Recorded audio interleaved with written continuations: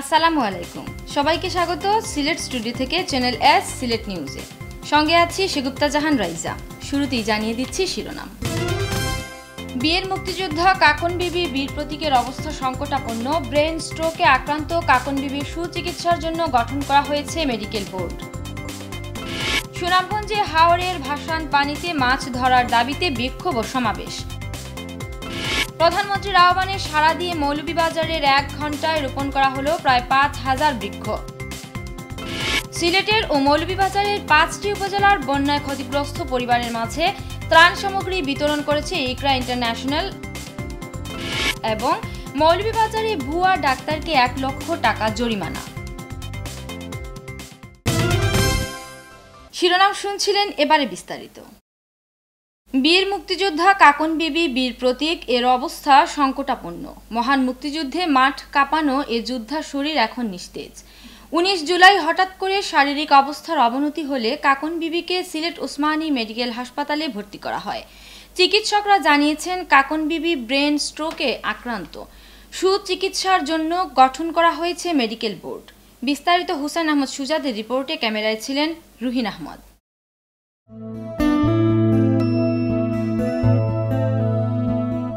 কাকন বিবি মহান মুক্তিযুদ্ধে অংশগ্রহণকারী এক গ্রাম্য পাহাড়ি কাশিয়া নারী।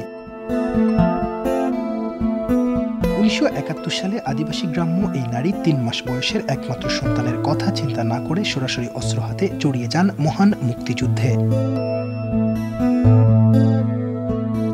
সরাসরি যুদ্ধ করেছেন পাক হানাদারদের সাথে, কাজ করেছেন মুক্তিযোদ্ধাদের গুপ্তচর হিসেবে। 9 মাস ধরে চলা মুক্তিযুদ্ধে অংশগ্রহণকারী এই নারী অনেক ত্যাগ স্বীকার করলেও এখন তিনি জীবন যুদ্ধে পরাজিত। মাথায় অতিরিক্ত রক্তকরণের ফলে নিস্তেজ হয়ে গেছে হাত পা, বলতে পারছেন না কথাবার্তা। দুশ্চিন্তায় স্বজনেরা। অসুস্থ হয়ে ঘরে পড়াতা ছিল, গ্রামের ওষুধ বড়ি খাওয়াইছে, কিছু সামান্য সুস্থ হয়েছে। 8 দিনও হয় নাই, এমন সময় শুনতে আছি তাই স্ট্রোক করছে, 1 পা 1 হাত হয়ে গেছে। দেশবাসীর কাছে আমার একটা অনুরোধ, কাকন বিবির লাগে দোয়া করবা। পাকিস্তানিদের কাছে নির্যাতিত হয়েছেন অনেকবার, তবুও যুদ্ধের মাঠ থেকে সরে যাননি কাকন বিবি। স্বাধীনতার 25 বছর পর সরকার কর্তৃক বীর প্রতীক খেতাবে ঘোষিত এই আদিবাসী বাঙালি নারী সুনামগঞ্জের দোয়ারাবাজার উপজেলার জিরাগাঁও গ্রামে এতদিন দারিদ্রতার সঙ্গে যুদ্ধ করে বেঁচেছিলেন। স্বজনদের অভিযোগ, বর্তমানে পাচ্ছেন না মুক্তিযোদ্ধাদের পর্যাপ্ত সুযোগ সুবিধা। মাননীয় প্রধানমন্ত্রী ওনাকে বীর প্রতীক উপাধি দিয়েছেন, বাট ওনার গ্যাজেটটা হয় নাই বীর প্রতীক হিসাবে, এবং উনি বীর প্রতীকের সুযোগ সুবিধা পাচ্ছেন না। উনি একজন মুক্তিযোদ্ধা, বীরাঙ্গনা, তো ওনাকে কতটুকু সম্মান দেওয়া উচিত এটা তো আমিও জানি, দেশও জানে। 71-এর নারী যোদ্ধা কাকন বিবি বীর প্রতীকের সুচিকিৎসা নিশ্চিতের প্রতিশ্রুতি দিয়েছেন উসমানী মেডিকেল কলেজ হাসপাতাল কর্তৃপক্ষ। গঠন করা হয়েছে মেডিকেল বোর্ড। ওনার চিকিৎসার ব্যাপারে আমি সম্পূর্ণ আমাদের হসপিটাল থেকে আমরা বহন করছি। যদি কোনো একটা আইটেমস আমার নাও থাকে সেটা আমরা আমাদের হসপিটাল কর্তৃপক্ষের মাধ্যমে আমার মাধ্যমে আমি এটা ম্যানেজ করে দেব। বয়সের ভারে নুজ্জ কাকন বিবি সুস্থ হয়ে ফিরবেন বাড়িতে, এমনটাই প্রত্যাশা সকলের। সাইন আহমেদ সুজাত, চ্যানেল এস নিউজ, সিলেট। বাঁচার আর উপায় নাই, মাছ ধরেই বাঁচতে চাই, এই স্লোগান নিয়ে সুনামগঞ্জে হাওরের ভাসান পানিতে অবাধে মাছ ধরার দাবিতে বিক্ষোভ ও সমাবেশ করেছেন হাওরের ফসলহারা মানুষজন। জেলা কমিউনিস্ট পার্টির উদ্যোগে এই বিক্ষোভ ও সমাবেশের আয়োজন করা হয়। বিক্ষোভ শেষে সদর উপজেলার পরিষদের সামনে সড়কে সমাবেশ করেন তারা। সংগঠনের জেলা শাখার সভাপতি অধ্যাপক চিত্তরঞ্জন তালুকদারের সভাপতিত্বে সমাবেশে বক্তব্য দেন জেলা শাখার সাধারণ সম্পাদক আইনজীবী এনাম আহমদ, জেলা ছাত্র ইউনিয়নের সাধারণ সম্পাদক পুলক তালুকদার, হাওরের ফসলহারা কৃষক আব্দুল গফুর, এরশাদ মিয়া, আব্দুস সুবহান। সমাবেশে বক্তারা বলেন, সুনামগঞ্জের হাওর এলাকার মানুষ একদিকে কৃষক, অন্যদিকে জেলে।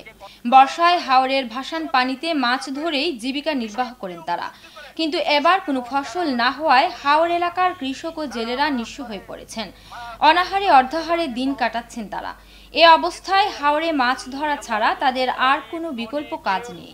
কিন্তু হাওরের ভাসান পানিতে মাছ ধরতে ইজারাদারের লোকজন নানাভাবে তাদের বাধা দিচ্ছে। তাই এবছর সুনামগঞ্জের সকল হাওরের ইজারা বাতিল করে ফসলহারা জেলে কৃষকদের অবাধে হাওরে মাছ ধরার সুযোগ দিতে হবে। যুক্তরাজ্যে প্রবাসীদের উদ্যোগে ওসমানীনগরের দয়ামির ইউনিয়নের খন্দকার বাজারে বন্যায় ক্ষতিগ্রস্ত অসহায়দের মধ্যে ত্রাণ বিতরণ করা হয়েছে। বন্যায় ক্ষতিগ্রস্ত 2 শতাধিক দরিদ্র অসহায়দের মধ্যে চাল, ডাল ও নগদ অর্থ বিতরণ করা হয়। চাল বিতরণকালে উপস্থিত ছিলেন দয়ামির ইউনিয়ন চেয়ারম্যান STM ফখরুদ্দিন। চাল বিতরণকালে আলোচনা সভায় চেয়ারম্যান বলেন, এবারের বন্যায় সবচেয়ে বেশি ক্ষতিগ্রস্ত হয়েছে উপজেলার রুনিয়া হাওরের হাজার হাজার কৃষক। এদের মধ্যে অনেকে না খেয়ে দিন যাপন করছে। অসহায়দের মধ্যে সরকারি যেসব অনুদান দেওয়া হচ্ছে তা অপ্রতুল। তাই যুক্তরাজ্যে প্রবাসীদের ত্রাণ বিতরণ অসহায়দের দুর্দশা লাঘবের একটা মাধ্যম হিসেবে কাজ করছে। অসহায়দের পাশে সবাইকে এগিয়ে আসা প্রয়োজন বলেও তিনি মনে করেন। উপস্থিত অতিথিবৃন্দ অসহায় দরিদ্রদের মধ্যে চাল, ডাল, নগদ অর্থ প্রদান করেন।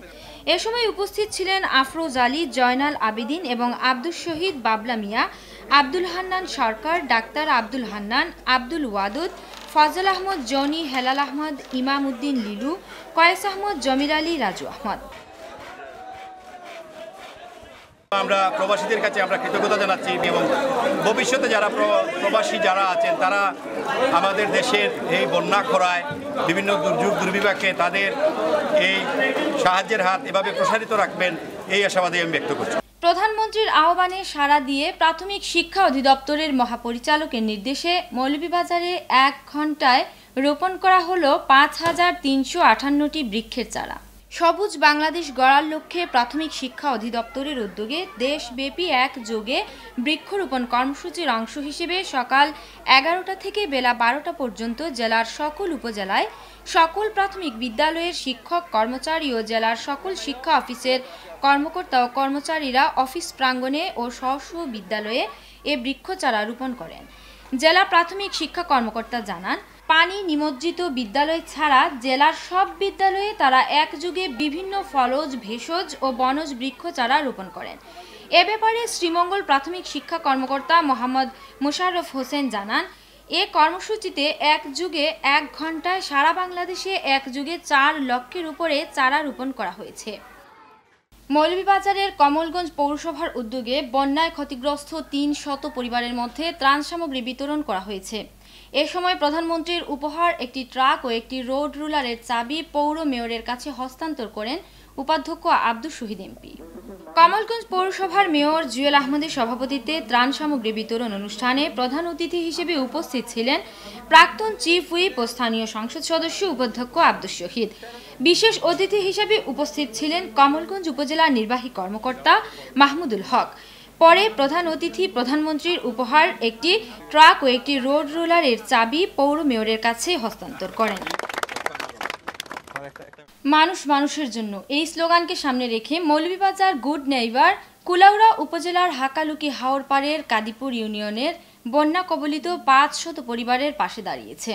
চাল, ডাল, তেল, লবণ, চিনি ও বিশুদ্ধ পানি সহ নিত্য প্রয়োজনীয় বিভিন্ন সামগ্রী দিয়ে এসব বন্যা কবলিতদের অন্তত 10 দিনের খাবারের দায়িত্ব নেয়। কুলাউড়া কাদিপুর ইউনিয়ন পরিষদ মিলনায়তনে এ ত্রাণ বিতরণ অনুষ্ঠানে অংশ নেন কাদিপুর ইউনিয়ন পরিষদের চেয়ারম্যান হাবিবুর রহমান সালাম, গুড নেইবার মৌলভীবাজার সিডিপির প্রকল্প ব্যবস্থাপক রিম রনি হালদার, সাংবাদিক বিকুল চক্রবর্তী ও সাংবাদিক মুসাব্বির আলী।